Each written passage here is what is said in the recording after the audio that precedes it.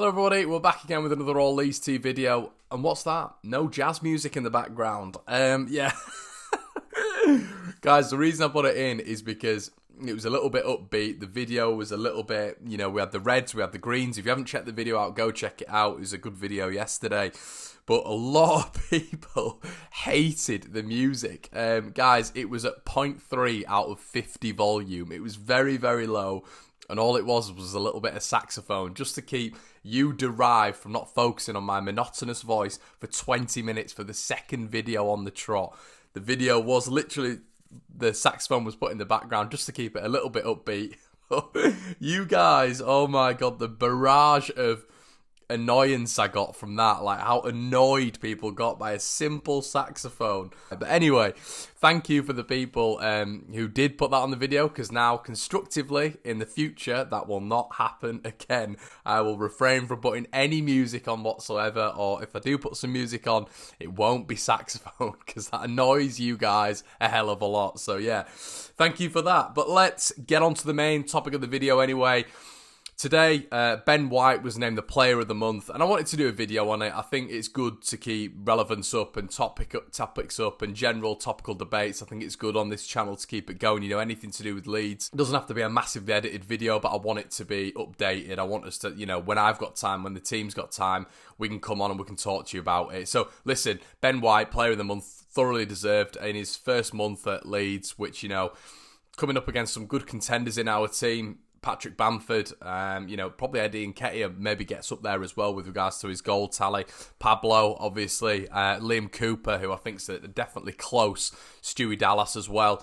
So, yeah, absolutely brilliant. And I'm so proud of the lad. He's only young. He's a kid. It's his first real development in the Championship. He's gone from Newport to Peterborough to Leeds, and he's made those steps up in the division, and he's done it with absolute class, absolute ease, absolute composure, absolute collectiveness, absolute just mesmerising ability on the ball, and I think he is going to be an absolute shoo-in, and he's the reason I still remain relatively confident for this season. I was at my local last night, and there was a load of Leeds bashers there last night, again, as there always is, and it said, there's still many teams better than you in this division, and the reason I mention that is because, obviously people are going to do that because, I don't know why people seemingly think the division's got harder this year. I did say it at the start, but after watching teams like Fulham and Cardiff, touch wood, so far, I don't really think they've hit that top ember, and I think we are the best footballing team in the division. So a lot of that gets attributed to Ben White. Last season, from the back, we weren't as progressive. I felt us getting from the defensive third into the offensive third was a little bit slower. There'd be 6-7 touches. I will point out Pontus Jansson for that. I just didn't feel he completely fit, and the jigsaw wasn't perfect. We said last year that I put a list out on Twitter of players that I would like instead of Pontus Jansson. I wouldn't have been that disappointed if he went. He did go, water under the bridge now, but we brought in a replacement in terms of Ben White, who he's just been phenomenal. His percentages from getting us up the field, his distribution across the field as well, whether or not it'd be a lovely pass into the centre forwards or the midfield or a sprayed pass to the wings. He's been absolutely expert, and the confidence of the kid as well. When he first got on the ball at Bristol City, I thought, oh God, here we go. He's kind of playing around with Kiko.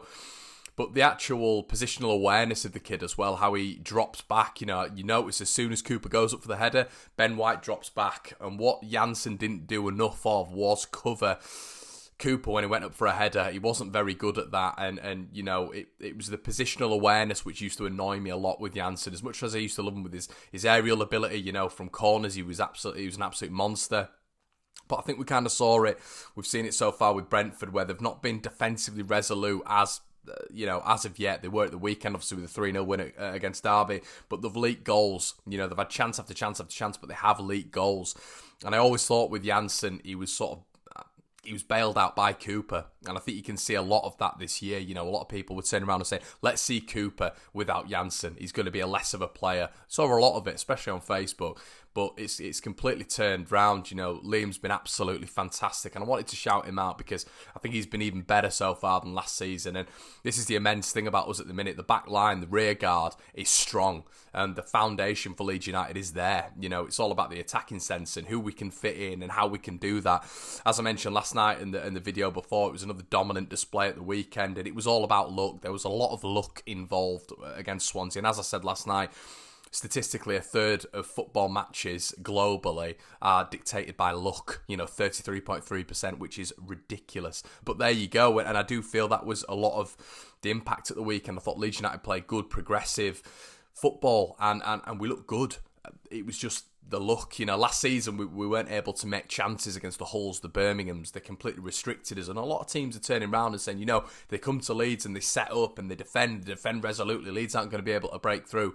Well, we did break through Swansea. That was completely clarified by the fact that Swansea fans were celebrating at 0-0 when it got to the 85th minute. Sod's law that they managed to get the winner, and it was absolute elation for them guys. But they were happy because they managed to stop Leeds. The reason I'm using it as a comparable is last season I felt we weren't able to conjure many chances when we were sort of dictated by other teams' defences. Hull and Birmingham really stand out for me. Obviously, Norwich, Sheffield United further down the line, Wigan obviously, but Hull and Birmingham were the big ones early on for me.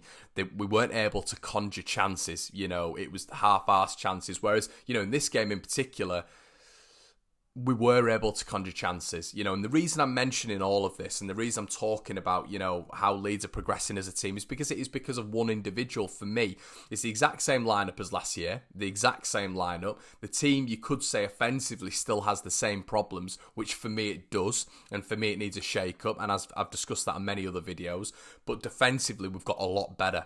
When you build from the back, every team naturally builds from the back, and Leeds United have got stronger in defence because we can play football now out from the back. Ben White has an impact on other players as well. You saw when Berardi fitted in with him in our away match, he was seamless. Berardi was brilliant, and I think that is because you've got a cool, calm head next to him who's able to distribute the ball. Against Swansea, who's phenomenal once again, and I never really felt completely threatened by Swansea until sort of the dying embers of the game, where it's kind of turned into end to end. When Sam Surridge and Routledge came on, but on another day we'd have been 4-0 up within 15 minutes. I mean, the amount of chances. And it's about composure with Leeds, Alioski, Harrison. I still think that side needs looking at big time. Whether or not that means Pablo Hernandez goes on the left and then Costa comes in on the right. I think for Barnsley, we've got to see that. We have got to see Helder Costa involved. He takes his man on a lot more. We don't need to focus on the defensive outlet so much, and that's why there's a massive congratulations to Ben White, because last season we had to focus on that. We were easy to break through, and we had obvious weaknesses. Cooper came out and said there were easy ways to exploit Leeds United. A lot of fans were getting annoyed by that, but he's not wrong. You can exploit Leeds. Of course you can. You can sit in, and then it's up to Leeds United. Can we break you down? Yes, we can always break teams down, but can we finish our chances? Can we not cut inside? Can we go towards the byline? Can we take the opposition player on? Can we force the right back and the left back into errors? And the reason I bring up the right back and the left back is because I feel on the wings we are weaker. We cut inside naturally way too much. And the only player for me so far is thoroughly direct. Obviously, we talk about Nketiah, but he's in a centre-forward position. Helder Costa is the only direct player, statistically, over the last 3 or 4 games. As I've mentioned, he takes on 3-4 times as many players as the likes of Harrison and even Alioski when he's on that left side, and Pablo. So he has to start. And this is why the rhetoric of this video is so much thank you for Ben White, because now we can now focus on that offensive outlet. What can we do? What can we do going forward? Who can we implement? Because we don't need to focus on the back line anymore. That's how much Ben White has influenced this team, because there was a lot of focus last year on the defence instead of the attacks. The attack was fine. It was all about the defence. And now it's where do we fit Costa in for me in this next game? It is where do we fit Costa in, and he has to play.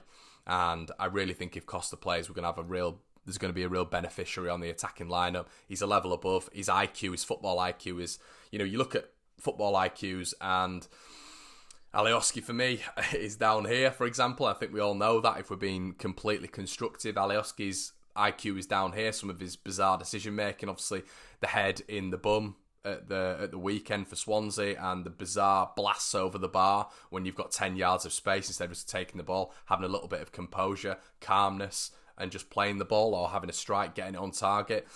You know, the silly overhead bicycle kick, which he did during the Swansea game as well, which went straight into the keeper's hands. It's just a lot of... Then you see Costa, who comes on, and he's so cool, so calm, so good on the ball, so quick on the ball. And that's why he has to start at some point. You know, like we said, Alioski is naturally a left winger or a left wing back for Macedonia. So what I'm trying to say is, we mix up the offensive way of our play, then we will, you know, I think we're going to be absolutely sound this year, and that is credit to Ben White, you know, and thank you so much for coming and choosing Leeds United, because he's brought us on levels. And yeah, if you guys agree anyway, just a short video on that. I just wanted to wax lyrical about him because, you know, he deserves it, and with the Player of the Month. You know, I also want to shout out as well the lads who got into the, you know, into the team of the month as well. And I want to shout out in particular Stuart Dallas. His improvements just been absolutely second to none. He's been brilliant so far, and it's going to be a real challenge for Luke Ayling to get in this side now, because Dallas is overperforming and he looks very, very good. But yeah, let me know what you guys think in the comment section below, and I'll see you in a bit.